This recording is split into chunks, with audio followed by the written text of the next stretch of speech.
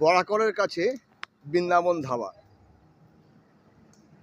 এই বৃন্দাবন ধাবা এসেছিলাম আসলে আসার কারণ হচ্ছে আমাদের যে আশিস ভাই সে এখানে এসেছিল, তো আমাকে বলছে বৃন্দাবন ধাবায় আমি আছি, আসো দেখতে আসো, একসাথে দুজনে খাওয়া দাওয়া করবো। ও পায়ে হেঁটে গতকালকে রওনা দিয়েছিল,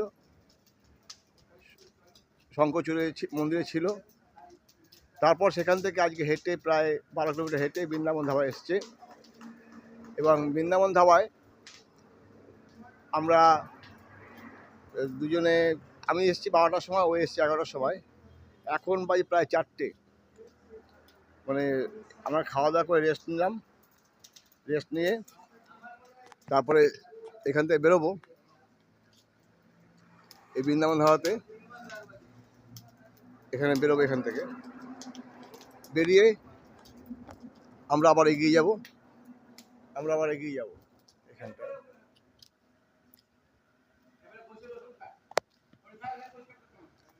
এই যে বৃন্দাবন ধাবার ভেতরে ঢুকছি, আমার সাইকেলটা ওখানে রয়েছে। আজকে রোদ উঠেছে ফলে অসুবিধা, সাইকেল এখানে রয়েছে, আর ভাই বাইরে গেছে।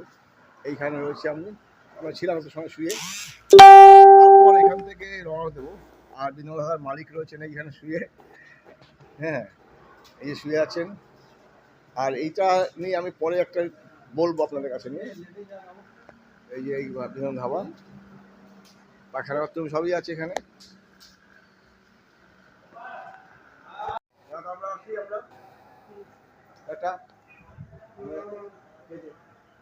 আসছি, হ্যাঁ দাদাকে বলছি, আমরা এই যে ধাবায় ছিলাম, এই ধাবাতে কিন্তু আমাদের কাছ থেকে খাওয়া বাবদ কোনো পয়সা নেয়নি।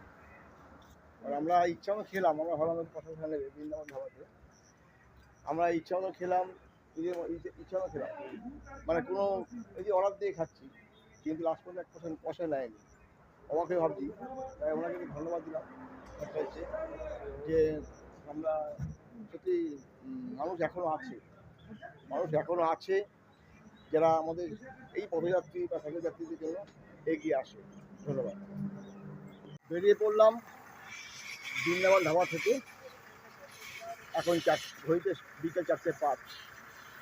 এগিয়ে যাচ্ছি, আর কিছুটা দূরেই ঝাড়খণ্ড, এই 1 কিলোমিটার মতো আছে ঝাড়খণ্ড প্রবেশ করবে।